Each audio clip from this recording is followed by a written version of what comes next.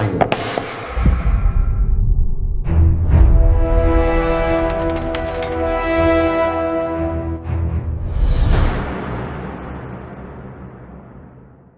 ஆண்டவராக இயேசு கிறிஸ்துவின் நாமத்தினாலே மீண்டும் வார்த்தையை வெல்லும். ஒவ்வொரு வாரமும் குறிப்பாக வாலிபர்களுக்கான இந்த காலகட்டத்தில் உள்ளதான பிரச்சனைகள், அவர்கள் சந்திக்கிறதான பிசாசின் சோதனைகள், இது வெளியரங்கமாக தெரிய மாட்டேங்குது.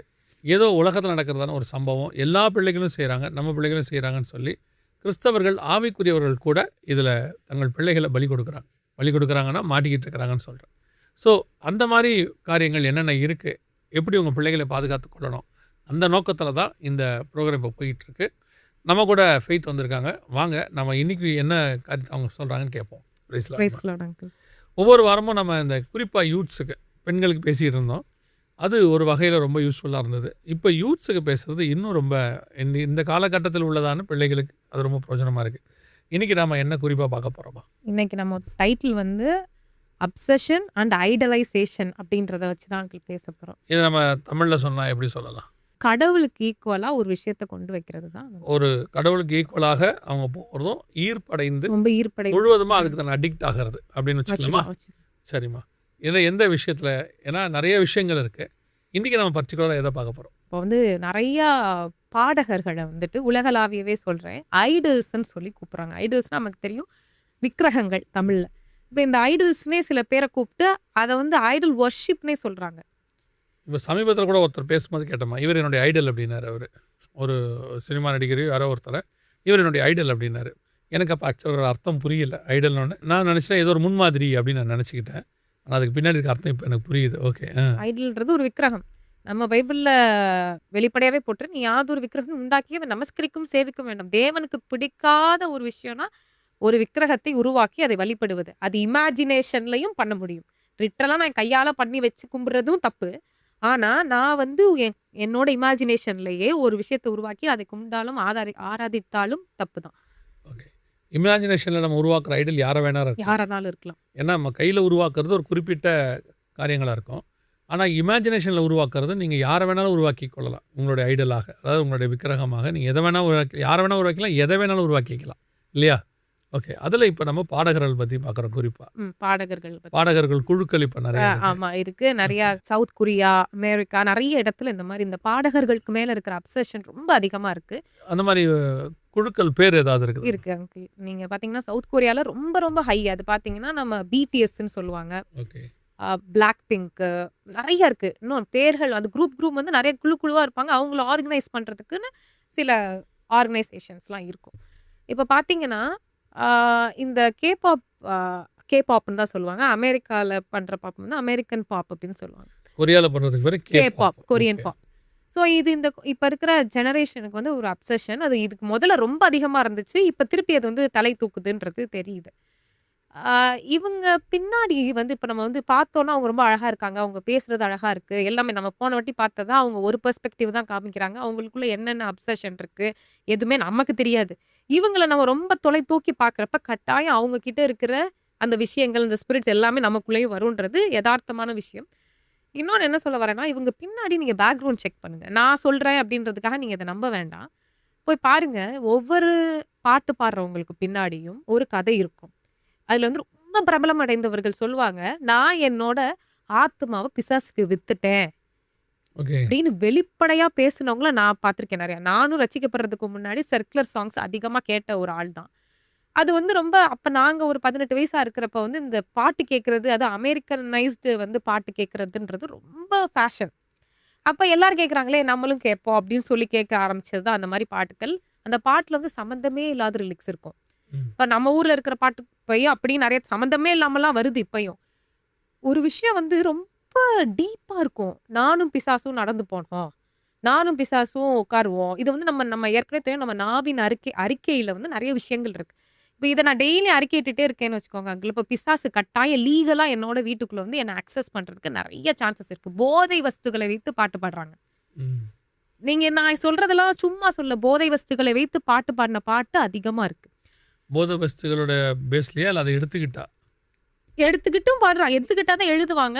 நிறைய பேர் அதை ஒத்துக்கொள்ளவும் செய்கிறாங்க. பேசிக்காகவே அதெல்லாம் வைத்தே பாட்டு தயாரிக்கிறாங்க. அந்த பேரை போதை வச்சுக்கிட்டு. வஸ்துக்களோட பேரை வச்சுட்டு. ஓகே. அப்புறம் நான் இன்னொன்னு போனோட்டமே சொல்லணும்னு நினைச்சேன். இந்த ஹாலிவுட்ல வந்து இயேசு கிறிஸ்துவோட பேர் அதிகமா யூஸ் பண்ணுவாங்க. வேற எந்த கடவுளுடைய பேரையும் யூஸ் பண்ண மாட்டாங்க. ஏன்னா பிசாசோட எதிரியா அவனுக்கு யார பிடிக்கலன்றத அதிலேயே நம்ம கண்டுபிடிச்சிடலாம்.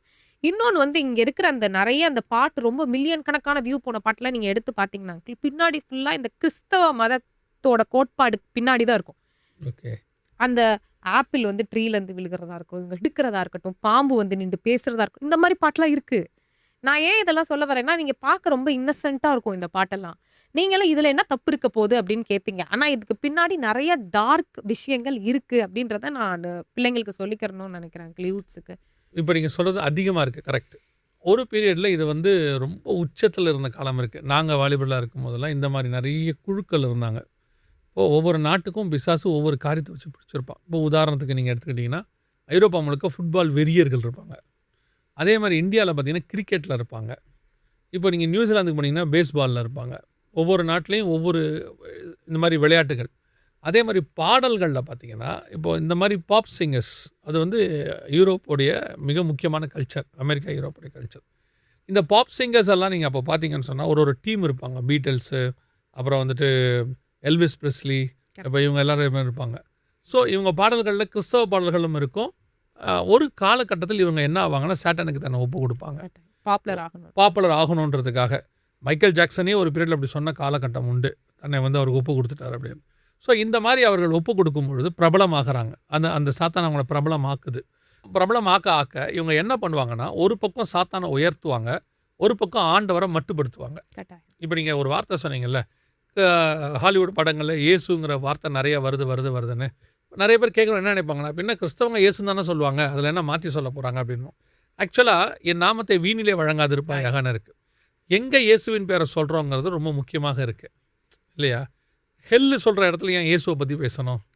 ஒரு தப்பு, ஒரு கெட்ட வார்த்தை சொல்லும்போது கூட இயேசு பேரை சொல்லி கெட்ட வார்த்தை சொல்லுவாங்க. அப்போ ஏன் அந்த வார்த்தையை சொல்லணும் அப்படின்னா, அந்த வார்த்தையை எவ்வளோ கேவலப்படுத்தணுமோ பிசாசு கேவலப்படுத்துவான். நான் ஒரு சாட்சி சொல்கிறேன், ரொம்ப நம்ம நாட்டில் நடந்த சாட்சி. இதை வச்சுக்கிட்டு நான் இதை கம்பேர் பண்ணி பாருங்கள், உங்களுக்கு தெரியும். ஒருத்தர் ரொம்ப ஆண்டவருக்குள்ளே இருந்தார். அவர் அநேகர ஆண்டவருக்குள்ளே நடத்தினார். அப்போது ஒரு நாள் அவர் வந்து ஆண்டவர் விட்டு பின்மாற்றம் அடைஞ்சு போயிட்டார். அப்படி ஆண்டவருக்குள்ளே அவர் நடத்தின ஆட்களில் அப்படி வழியாக வந்தாலும் நானும் ஒரு ஆள்னு வச்சுக்கோங்களேன். அந்த வாலிபர் ஒருத்தர் அவர் ஆண்டவரை விட்டு போயிட்டார். போன பிறகு அவர் அதுக்கு பிறகு ஒரு டிவி நிகழ்ச்சியில் கலந்து கொள்கிறாரு. டிவி நிகழ்ச்சியில் கலந்து கொண்ட போது எல்லாருக்கும் ஒரு டாஸ்க் கொடுக்கப்பட்டது. ஒருத்தருக்கு வந்து நிறையா தலகாணி ஊதணும், ஒரு சிலருக்கு வந்துட்டு இந்த இதை அடுக்கணும், ஒரு சிலருக்கு வந்து இந்த மாதிரி காரியங்களை கொண்டு வாங்கிட்டு வரணும். இப்படி நிறைய டாஸ்க்கு. அதில் இவருக்கு என்ன டாஸ்க் அப்படின்னு கேட்டிங்கன்னு சொன்னால், ஒரு கோயில், ஒரு விக்கிரக கோயில், அதில் வந்து ஒரு எத்தனையோ படிக்கட்டு இருக்குது. எல்லா படிக்கட்டுலையும் கற்பூரம் ஏற்றணும். அது இவருக்கு வச்ச டாஸ்க்கு. இல்லை என்ன ஆச்சரியம்னு கேட்டிங்கன்னா, இவங்களுக்கு எல்லாமே செக்குலராக இருந்துச்சு, இவருக்கு மட்டும் பர்டிகுலராக ரிலீஜியஸாக இருந்துச்சு. அதில் எனக்கு அவரை பார்த்துட்டு இருக்கும்போது எனக்கு ஆண்டவர் உணர்த்தினது, பாரு எங்கிட்ட இருந்தவனை அவன் கொண்டு போய் அவங்களுக்கு பணிவிட செய்ய வைக்கிறான். இதுதான் அவனுடைய ஆசை. நான் எதுக்கு சொல்ல வரேன் அப்படின்னா, எப்போவுமே இது நடக்கும். ஆண்டவர்கிட்ட இருக்கிற மனுஷங்களை கொண்டு போய் அவங்க உலகத்துக்கு பயன்படுத்தி உலகத்தில் என்ன செய்வாங்கன்னு சொன்னால் பிரபலப்படுத்துவாங்க. அதே நேரத்தில் ஆண்டவருடைய நாமத்தை குறைவுபடுத்துவாங்க. இது காலகாலமாக இருந்துக்கிட்டே இருக்குது. இப்போ எப்படி ஆயிருக்கு, கொஞ்சம் அதிகபட்சமாக எப்படி ஆயிருக்கு அப்படின்னா, இப்போது நீங்கள் சொன்ன மாதிரி கேபாப்பு, அப்புறம் இந்த ப்ளூ பிங்க்கா, பிளாக் பிங்க்கு, இந்த மாதிரி ஆட்கள்லாம் இருக்காங்க. ஸோ இவர்கள் மூலமாக என்ன ஆகுதுன்னா, டைரெக்டாக சாட்டான் இவங்களுக்குள்ளே இருந்து கிரியை செய்ய ஆரம்பிக்குது. நான் ஒரு விஷயம் சொல்லுவேம்மா, தேவனை தவிர மனிதர்கள் அதிகமாக ஒருத்தரால் இழுக்கப்படுகிறாங்கன்னா அதுக்கு ஒரு விலை கொடுத்து கர்த்தர் கூப்பிட்டு வர்றதுங்கிறது ஒன்று இருக்குது. இப்போ பில்லிகிரகம் ஐயாவுக்கு 3 லட்சம் பேர் வருவாங்க, அதெல்லாம் வேறு. ஆனால் இந்த சாட்டானால் இழுக்கப்படுறவங்க இருக்காங்கல்ல, அவங்களுக்கும் தேவனால் இழுக்கப்படுகிறவங்களுக்கும் டிஃப்ரென்ஸ் தெரியும் உங்களுக்கு. இவங்க அழுது தேவனுக்கு தன்னை ஒப்பு கொடுத்து தங்கள் வாழ்க்கை மாறும். இவங்க பார்த்தீங்கன்னா அந்த பர்டிகுலர் பர்சனுக்காக உயிரை கொடுக்குற அளவுக்கு போயிடுவாங்க. கரெக்ட். அந்த ஐடலுங்கிறதான மிக முக்கியமான வேர்டோடைய விஷயம் அங்கே தான் இருக்கும். எத்தனையோ பேர் நான் பார்த்துருக்கேன், தங்களுடையதான நடிகருக்காக, தங்களுடையதான ஒரு அரசியல் தலைவருக்காக உண்மையாக சாகிறவங்க கொஞ்சம் பேர் இருக்காங்க. இதை என்ன உலகம் செய்யுதுன்னு கேட்டிங்கன்னா, பைத்தியகாரத்தானோன்னு சொல்ல மாட்டேங்குது, தியாகம் பண்ணாருன்னு சொல்கிறாங்க. ராங் ஸ்டேட்மெண்ட் அது. ஒரு மனிதனுக்காக இன்னொரு மனிதன் சாவது கிடையவே கிடையாது. இன்கேஸ் நல்லதுக்காக செத்தா கூட ஓரளவுக்கு இப்போ நாட்டுக்காக ஒருத்தர் போய் நம்ம நாட்டுக்காக இராணுவத்தில் ஒருத்தர் சாப்பிட்றாரு, அது நியாயம். இது ஒரு கவர்ச்சி.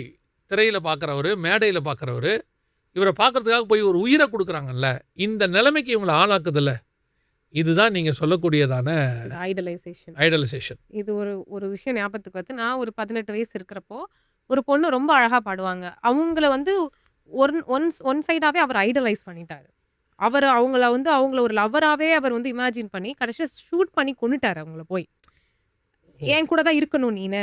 ஸோ அப்போ பார்த்தீங்கன்னா அவங்க அப்சஷன் போய் ஐடலைசேஷன் போய் இப்படியான ஒரு எதிர்வினையும் வருது.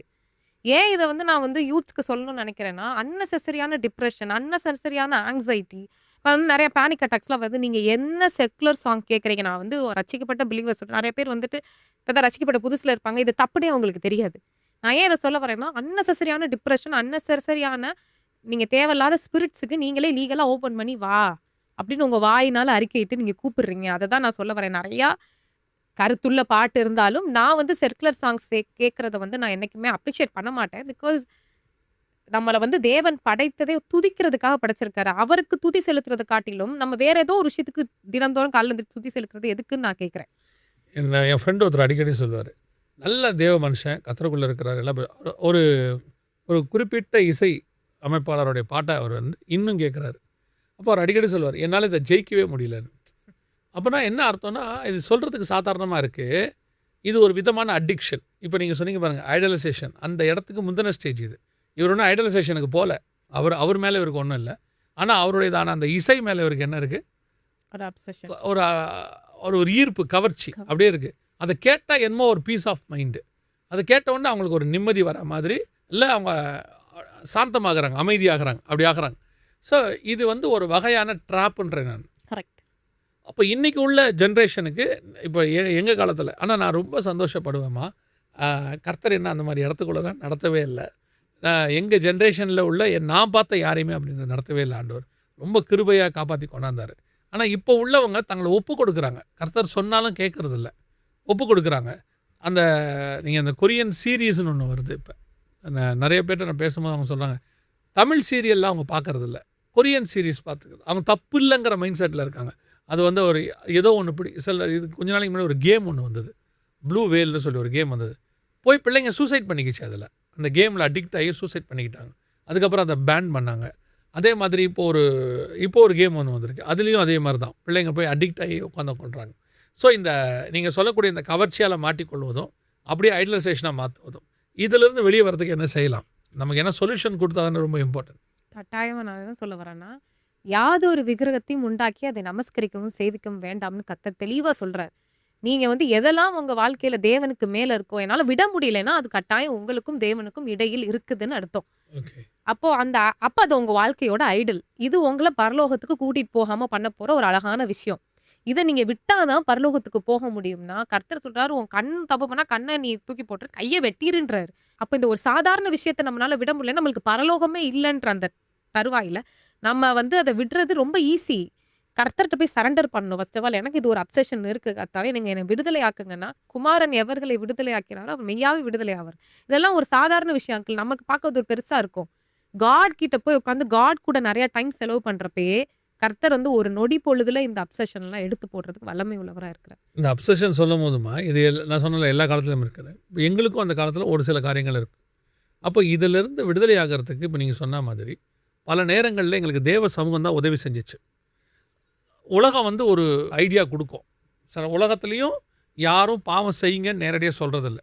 அப்படி யாராவது இதுலேருந்து என்னால் விட முடியலன்னு சொன்னால் அவங்க ஒரு ஐடியா கொடுப்பாங்க. அதுக்கு அவங்க கொடுக்குற ஐடியா என்னவாக இருக்கும்னா, சரி நான் சொல்கிறது ஒரு உதாரணம் தான். என்னால் ஒருத்தர் சொன்னார், சிகரெட்டே பிடிக்க முடியல அப்படின்னா பபுள்கம் போடுங்கன்னு சொன்னார். பபுள்கம் போடுங்க, அப்போ உங்களுக்கு சிகரெட் ஆசை வரும்போதெல்லாம் பபுள்கம் போடுங்க, அப்போ ஆட்டோமேட்டிக்காக உங்களுக்கு என்ன செஞ்சிடும், சிகரெட் ஆசை போயிடும். சிகரெட் ஆசை போயிடுச்சு, ஒரு உதாரணம் சொல்கிறோம், போயிடுச்சு.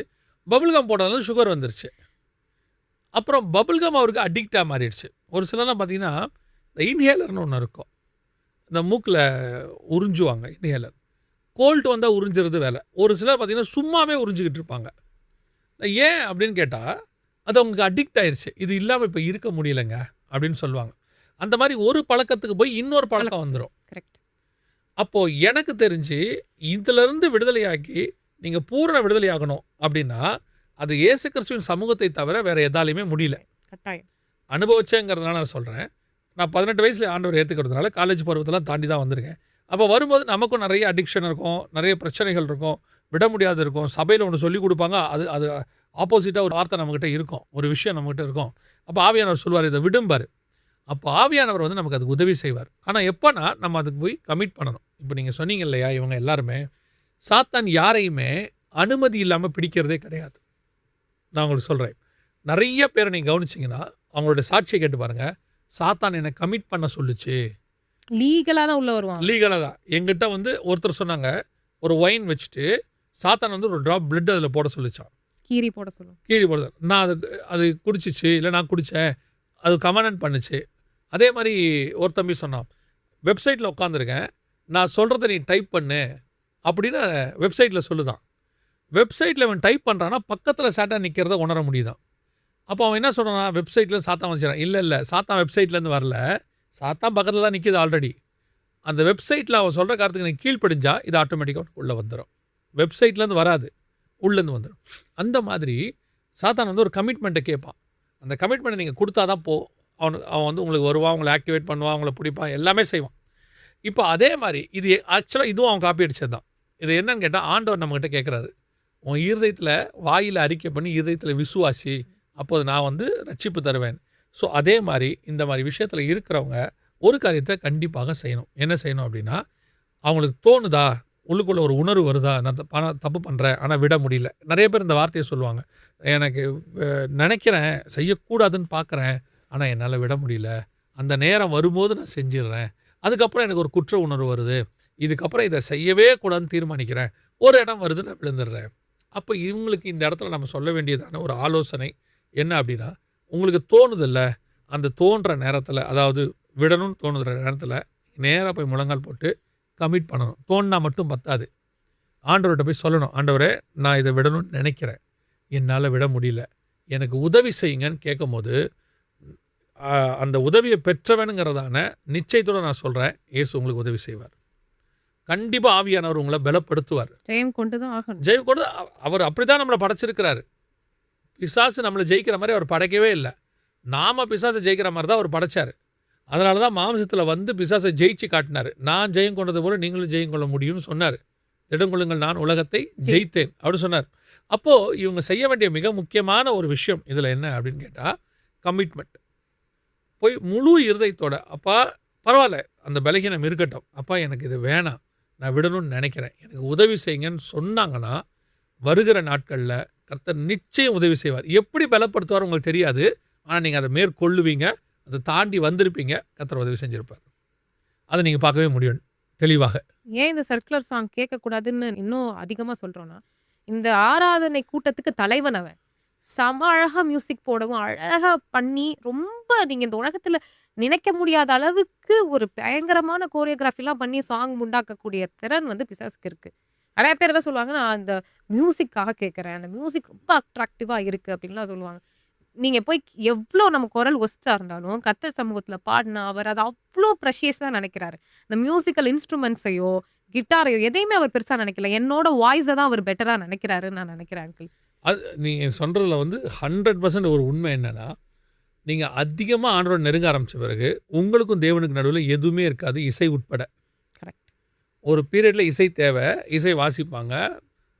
இன்னும் சொல்ல போனால் ஒரு காலகட்டத்தில் இசை குறைவாக இருந்துச்சு, தேவனோட இருக்கிறது அதிகமாக இருந்துச்சு, ப்ரெசன்ஸ் அதிகமாக இருந்துச்சு. ஒரு பீரியடுக்கு அப்புறம் என்ன ஆயிடுச்சுன்னா, இசை அதிகமாகிருச்சு, ப்ரெசன்ஸ் குறைஞ்சிருச்சு.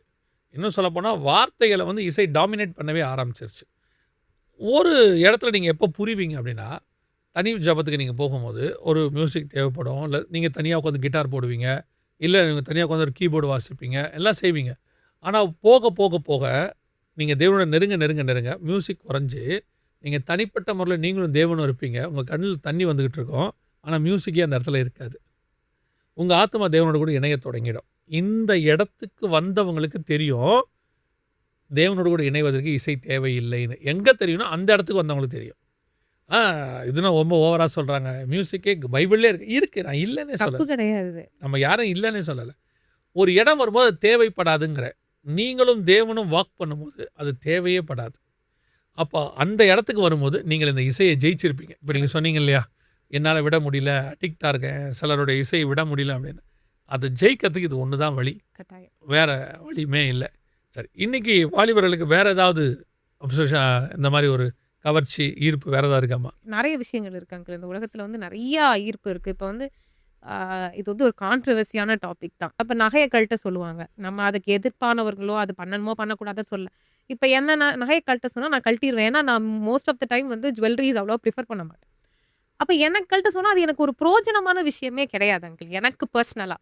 இப்போ எனக்கு ஒரு அப்சஷன் இருக்கும், அதை தான் நான் வெளியில் எடுக்கணும். நீங்கள் அடிக்கடி உங்கள் பிரசங்கத்தில் சொல்வீங்க. அதே மாதிரி வாலிபர்களுக்கு தான் வாழ்க்கையில் எது அப்சஷனாக இருக்கோ அதை வெளியில் எடுக்கிறது தான் மெயினே தவிர்த்து, சில பேர் சொல்லுவாங்க நீ வந்து இதெல்லாம் பண்ணு அதெல்லாம் பண்ணு, இது வந்து சரீர பிரகாரமான விஷயங்கள். நீங்க உள்ளிருந்து வெளியாக மாத்துகிறவர் ஆவியானவர் ஒருவரே. அவர் வந்து சொல்லுவாரு, உன்ட்ட இந்த அப்சஷன் இருக்கு, நீ அதை மாத்துன்னு. அந்த மாதிரி நம்ம வாழ்க்கையில எத்தனையோ அப்சஷன் இருக்கு இந்த உலகத்துல. சில பேர் வந்து ரொம்ப பிராண்ட் அடிக்டடா இருப்பாங்க. கார்ஸ், அந்த விதவிதமான ஹை லக்ஸுரி கார்ஸ்க்கு அடிக்டடா இருப்பாங்க. Cars decoration addiction. காரை வந்து அப்படியே விதவிதமா டெக்கரேஷன் பண்றதுல அடிக்ஷன். ஸோ எனக்கு எதுல அடிக்ஷன் இருக்கோ அதை தான் நான் மாத்தணும். இப்போ பொதுவாவே நீ வந்து கலர் ட்ரெஸ் போடாத ஒயிட் ட்ரெஸ் போடுனா, சில பேர் வந்து ஒயிட் ட்ரெஸ் போட நல்லா ப்ரிஃபர் பண்ணுவாங்க. இப்ப நான் கோட் போடணும்னா நான் ஒயிட் ட்ரெஸ் தான் போட்டு போணும். அப்ப இந்த மாரி எனக்கு இருக்கிறப்ப நான் ஒயிட் ட்ரெஸ் போட்டனா எனக்கு அதுல வேற பிரச்சனையே இல்ல. அப்ப என்கிட்ட வந்து சொன்னா அதுக்கு பிரயோஜனம் இல்ல. எனக்கு அது பிரயோஜனம் இல்ல. அது மாரி யூத்ஸ் கிட்ட வந்து நம்ம போய் நீ வந்து இந்த பாவத்துல இருக்கியா, நீ நகைய கழட்டுன்னு சொல்றத விட, அவன் கழட்டினாலும் அது கழட்டினாலும் அவங்களுக்கு அந்த அப்சஷன் போகாது. ஏன்னா அவங்க பர்ட்டிகுலர் எதுல அப்சஷனா இருக்காங்களோ அத பார்த்து கழட்ட சொல்லணும் அங்கிள். அதுதான் மெயின். எக்ஸாக்ட் கரெக்டான வேர்ட்மா. என்னன்னா, எதுல நாம விழுந்திருக்கிறோமோ அதுல தான் எழுந்திரிக்கணும். சம்மந்தமில்லாத காரியத்தை சொல்லி அவனுக்கு அதில் ஒரு விஷயமாவே இருக்காது. அவன் பெருசாகவே நினைக்க மாட்டான். இப்போது நான் சொல்லுவேன், ஒரு தேவனை தேடி வர்றவங்க எதில் எந்த மார்க்கத்துலேருந்து வராங்கன்னு பார்ப்போம். அந்த மார்க்கத்தில் அவங்களுக்கு வீழ்ச்சிக்கு எது காரணமாக இருக்கும் அதை விடுங்கன்னு தான் நம்ம சொல்லணும். அந்த மார்க்கத்தில் அது இல்லவே இல்லைன்னா அதை பற்றி நம்ம அவங்ககிட்ட பேச வேண்டிய அவசியமே இல்லை இல்லையா? அதே மாதிரி தான். ஸோ ஆண்டவரை ஏற்றுக்கொண்டவங்களில் எத்தனை பேர் எதில் விழுந்திருக்கிறாங்களோ அதுலேருந்து தான் நம்ம அவங்கள தூக்க பார்க்கணும். ரொம்ப சந்தோஷம். ரொம்ப அருமையான பாயிண்ட் கடைசியாக சொன்னது. இந்த நிகழ்ச்சி வழியாக நாங்கள் உங்களுக்கு சொல்ல விரும்புகிறது ஒன்று தான். வாலிப பிராயத்தில் நீங்களும் சரி, அல்லது ஒருவேளை உங்கள் பிள்ளைகள் யாராக இருந்தாலும் சரி, இது வந்து பாவமா அப்படின்னு நினச்சிக்கிட்டு அவங்க பாவத்தில் இருக்கிறாங்க. இந்த மாதிரி விஷயங்களை பார்க்குறது, இந்த மாதிரி விஷயங்களை பார்க்கும்போது நீங்கள் நல்லா கவனித்து பார்த்தீங்கன்னா அதிலிருந்து சாத்தான் அவங்கள கமிட் பண்ண வைக்கிற காரியங்கள் கொஞ்சம் இருக்கும். ஃபாலோ மீ, எனக்கு ஒப்பு கொடு, வா ஹெல்லுக்கு போகலாம் அப்படின்லாம் மாதிரி இருக்கும். இவங்க பாட அதுவும் அவங்களுக்குள்ளே போக தொடங்கும். ஏன்னா வாயில் அறிக்கை பண்ண தொடங்குறாங்க. ஆண்டவர் சொல்கிறாரு, ஜீவனும் மரணமும் நாவின் கீழ் இருக்கிறது. இன்றைக்கி நிறைய பேர் பார்த்திங்கன்னா இந்த ஹெல்லுங்கிற வேர்டை யூஸ் பண்ணுறாங்க. சொன்னாங்க, ஃபீட் கூட சொன்னாங்க, ஹெல்லுங்கிற வேர்டை ரொம்ப யூஸ் பண்ணுறாங்க. ஹெவனுக்கு பதிலாக ஹெல் அதிகமாக யூஸ் பண்ண ஆரம்பித்தாச்சு. அவர் சொல்ல அவருக்கு கீழே இருக்கிற அத்தனை பேரும் ஹெல்லுன்னு சொல்லுவாங்க. ஆட்டோமேட்டிக்காக நரகத்துக்கு போகிறதுக்கான வேலை நடக்கிறது. ஸோ எதை பார்க்குறீங்க, எதை கேட்குறீங்க, எது மேலே ஈடுபாடாக இருக்கிறீங்கன்றதை பாருங்கள். ஒருவேளை இதெல்லாம் இருக்குது எங்கிட்ட, நான் கூட இந்த மாதிரிலாம் கேபாப்பில் இருக்கேன், இதெல்லாம் விடுதலை ஆகணும்னு நீங்கள் நினச்சிங்கன்னா, இதில் ஆண்டவர் சொன்ன மாதிரி தான், உங்களுக்கு அந்த நினைப்பு வந்துருச்சுனாலே நீங்கள் விடுதலையாக்க போகிறீங்கன்னு அர்த்தம். கர்த்தர் உங்களை விடுதலையாக்க விரும்புகிறாருன்னு அர்த்தம். ஸோ நீங்கள் முழங்கால் போட்டு கண்களை மூடி, ஆண்டவரே என்னை விடுதலையாக்கணும் உண்மையாக ஜெபம் பண்ணுங்கள். வருகிற நாட்களில் கர்த்தர் உங்களை பூர்ணமாக விடுதலையாக்குவார். ஏன்னா மனுஷகுமாரன் விடுதலையாக்கினால் நீங்கள் மெய்யாகவே விடுதலையாகுவீர்கள். கர்த்தர் சித்தமானால் வருகை தாமதிக்குமானால் இன்னொரு வார்த்தையை வெல்லும் நிகழ்ச்சியில் உங்களை சந்திக்கிறோம். God bless you. தேங்க்யூமா.